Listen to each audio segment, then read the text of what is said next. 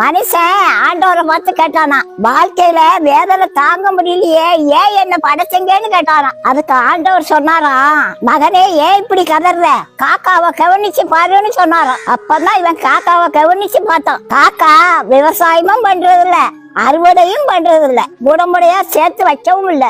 காக்காய்க்கு bank balance 0 தாங்க.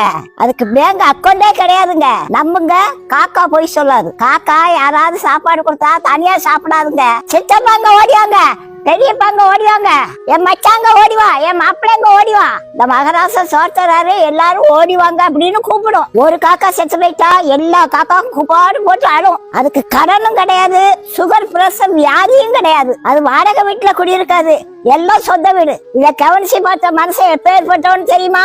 நேத்து ஒருத்தர் ஒரு மளிகை கடைக்கு வந்தாரு. கடைக்கு முன்னால ஒரு 100 ரூபாய் கிடந்துச்சு. இப்படி சுத்தமுட்டும் பார்த்துட்டு ரூபாய காலில் போட்டு மேய்ச்சிட்டு இப்படியே நின்னுட்டாரு. அரை மணி நேரம் இப்படியே பாத்துக்கிட்டே இருந்தாரு. யாரும் பாக்கலன்னு உடனே எடுத்து பாக்கெட்ல வச்சுக்கிட்டாரு. யாரோ கடைக்கு வந்தவங்க விட்டுட்டு போன காசு தானே அது. இதுதான் மனுஷன். ஒரு தாய் வயிற்றுல பிறந்த அண்ணன் தம்பிங்க சொத்து பிரிக்கும் போது ஒரு வரப்ப விட்டு கொடுக்க அண்ணனுக்கு மனசு இல்ல, வெட்டு குத்து விழுதுங்க. அண்ணன் நாசமா போடணும்னு தம்பி சூனிய வைக்கிறாங்க.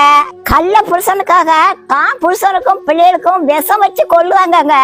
எந்த காக்காயாது புருஷனுக்கு பிள்ளைகளுக்கு விஷம் வச்சு கொள்ளுதா? பாத்தீங்களா காக்காய்க்கும் மனுஷனுக்குள்ள வித்தியாசத்தை? அதனாலதான் ஏசப்பா காக்கா பார்த்தாவது திருந்துங்கன்னு சொல்றாரு.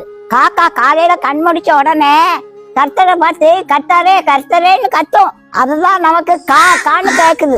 பல மனுஷன் கடவுளை நினைச்சு கூட பாக்குறது இல்ல. படைச்சவர் மேல பாரத்தை வச்சுட்டு ஒழுக்கமா வாழுங்க, வாழ்க்கையே இனிமையா மாறிடுங்க.